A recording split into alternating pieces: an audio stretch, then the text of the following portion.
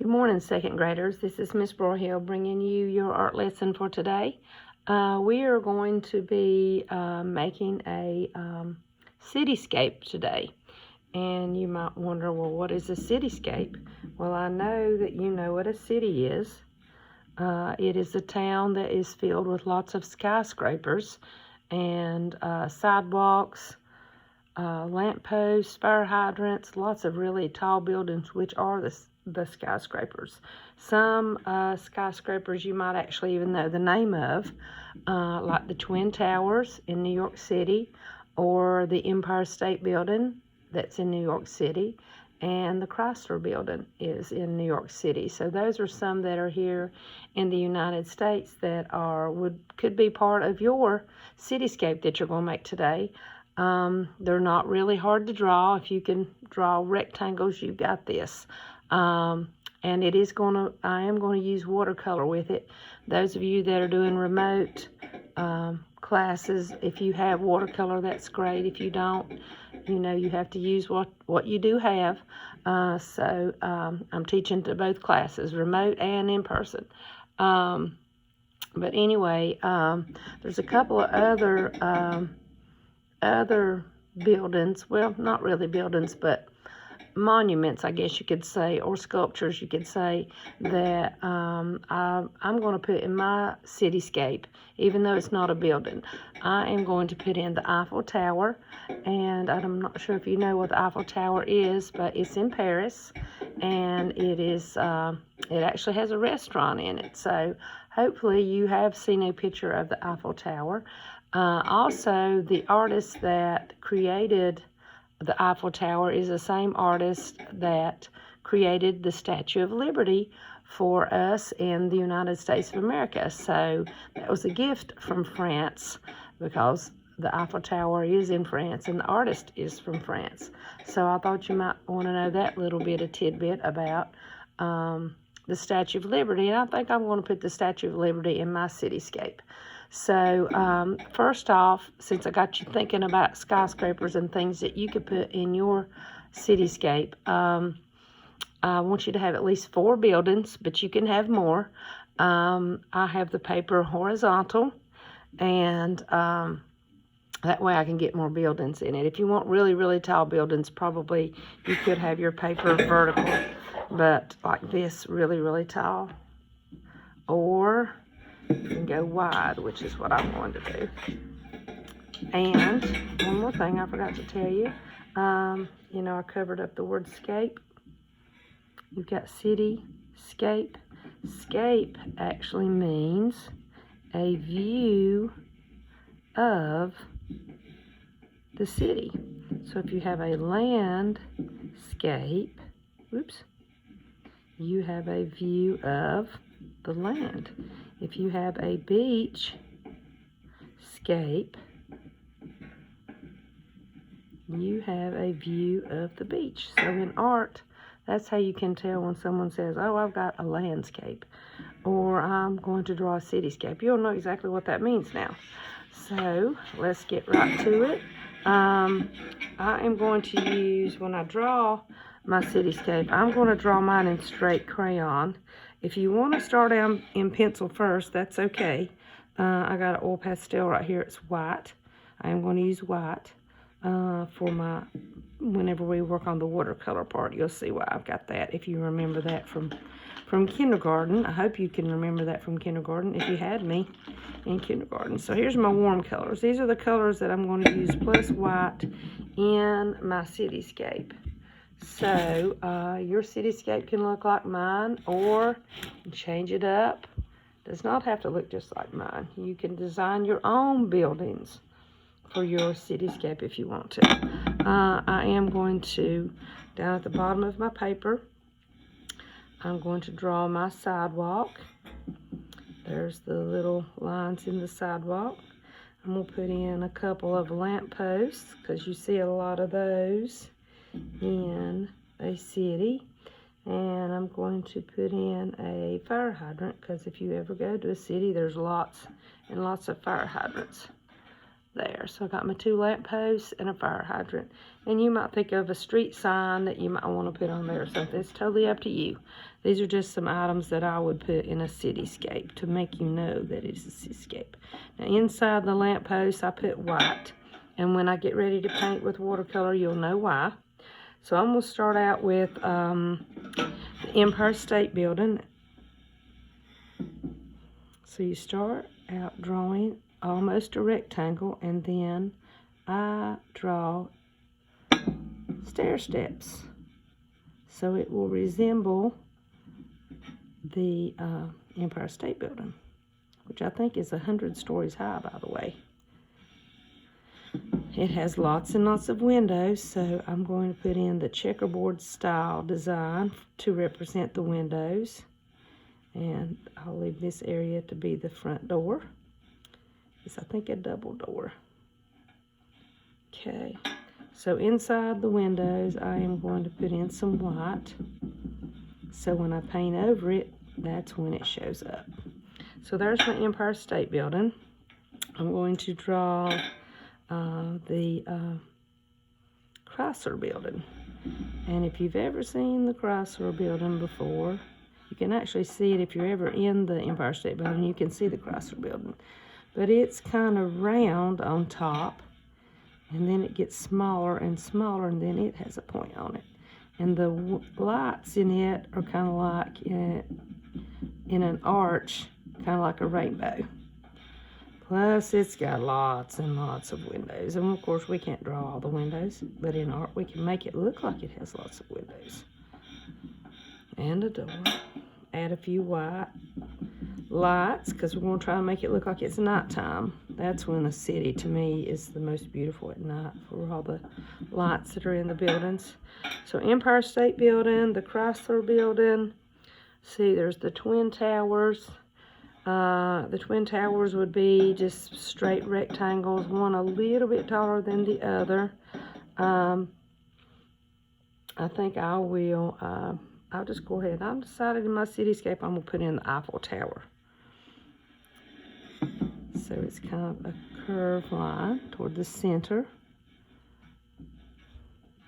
Has a little point on the top. It has an arch right here. And I think this part is where the restaurant is. I'm not sure. I've just heard about it. I've never been there or know for sure. I've just not looked it up. That's what I've heard. That would be a cool place. It's like a big porch. And I do know on New Year's Eve they fill this full of lights, and they have fireworks too that come out of it. So it's really beautiful if you've ever get to see that on TV or anything on a New Year's Eve, or, well, not on the 4th of July, but because they don't celebrate the 4th of July. I just realized that. I was thinking something else. Okay, so got my Eiffel Tower. I'm going to put in another skyscraper. I won't actually have 5 objects in mind. I'm just going to put in a skyscraper that's just normal, just plain, ordinary rectangles, kind of like the Twin Towers, if I'm only going to have one. And if you wanted to put a billboard on top of yours, you could do that. Put in a few lights. Like I said, you can design your own skyscrapers. That's actually a job. If you ever grow up and decide you want to design buildings or houses, you go into architecture and get your degree in architecture, and then you can design buildings, and yeah, they make pretty good money at it too. So I think I'm going to do just the illusion of the Statue of Liberty, so I'm not going to get really detailed. I'm not even going to draw her face in there. I'm just going to try to just get the essence of her. So there'll be things about her that I'm drawing that you will know, that makes you think it is hers. I know she has a crown on her head with spikes on it. I know you've seen that. She has one arm up in the air with a torch in it. So we could put some flames here. She's actually holding a book in her arms, but her book is usually out this way. I'm just going to have it where she's got the book close to her. and she's wearing a gown, and she is out in the middle of, I forgot the name of the river, but I know it's on Staten Island. I do know that, but I can't remember the name. Might be the Hudson River, I'm not sure.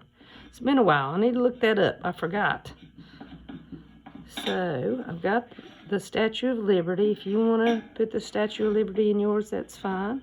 It's nighttime, so I'm going to throw in a few stars, even a little crescent moon out here. So when I paint on it, I will be able to see it. And as always, on the back of your paper, after you get finished, you need a 2. And I'm not sure who, I think I might have Miss Shatley's class today, or it might be, I'm not sure which 2nd grade class will be with you today, but if you were in Miss Shatley's class, it would be 2-S. I just can't remember whose class I've got on day 5, but you know who you are. 2- whoever your teacher's initial is, make sure that's on the back of your paper, and then your name. So that way we're going to put your art on the drying rack, and that way when I come back Monday, I'll know whose artwork belongs where, and I can get it back to you. If I don't have that information on the back, I'm not going to know whose it is. So now I'm ready for watercolor. We used warm colors on the Cityscape. So now I'm going to use the cool colors. I've got 2 blues, a green and a purple or violet. Here are my cool colors. I'm going to paint my Cityscape. Now, if you're at home and you don't have watercolor, that's fine. You know what to do, because you've been doing it for a while. Watercolor is really not too expensive. If you can possibly get some, that'd be great. All right, so I've got a big brush. Don't want a little brush necessarily unless you're getting in between some really tiny areas. I'm just going to drip it, and dip it. That's how we use watercolor. And you use the end of the bristles here. Don't be digging down in there. You don't paint with the metal part. You paint with the bristles. And you be really easy. And you want it to be light. So you can paint in between your buildings. If you have a small brush, you can probably do that. But you can paint right on top of your buildings and make it look like it's got a really cool texture, especially on where that white crayon is that I drew in. See, you can actually see it. I like that myself. And if you had me in kindergarten, if you remember the shoe fish, you remember we could make that magic happen back then. And we could still do it in the 2nd grade. So there's my blue sky. Now, if you're painting and all of a sudden it gets really dark, just dip back in the water and then put the water here and thin it down to make it light. And push away the puddles. There's my moon. Push away the puddles. We do not like puddles in our artwork. It will saturate your paper and it could possibly get a hole in it.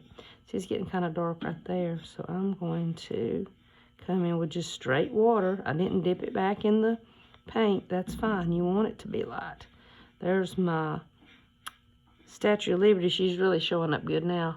I know it's got a little glare on it, and I don't know what's making it do that, but we'll do the best we can. Let's get us a little blue here. Oops, I think I got a little green in there. So maybe a little bit of blue green. Oops. I'm working under a glass top table, so it's kind of hard to get in here sometimes. I actually didn't hit my little table that I'm videoing with.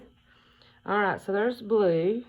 So let's say that you want to use a little bit of purple. Drip it and dip it and then paint. Ooh, I got it way too dark. What am I going to do now? I'm going to spread it out first. Then I'm going to do this. I'm going to dip straight in the water and put some water here, and then transfer that purple puddle over here. See, I just picked it up. The brush will pick it up and put it over there. Now you can see the white that I put in there because I had too much paint and not enough water in my watercolor. That's better. Much better. Now I can actually see the white on that building. The orange I can't see quite as much, but I like it. So there's another cool color. The other cool color, of course, is green. So I'm going to drip it and dip it. Not digging. You got to be easy. I've taught y'all that before. I hope you remember to be easy with your paint.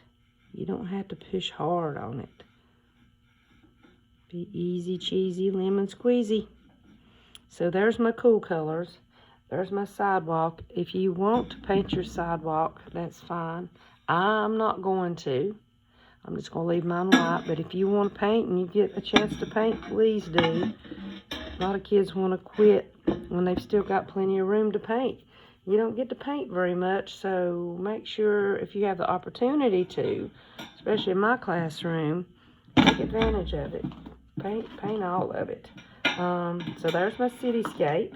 I hope you enjoy it, and I will see them when I come back, and I hope you guys have a good day.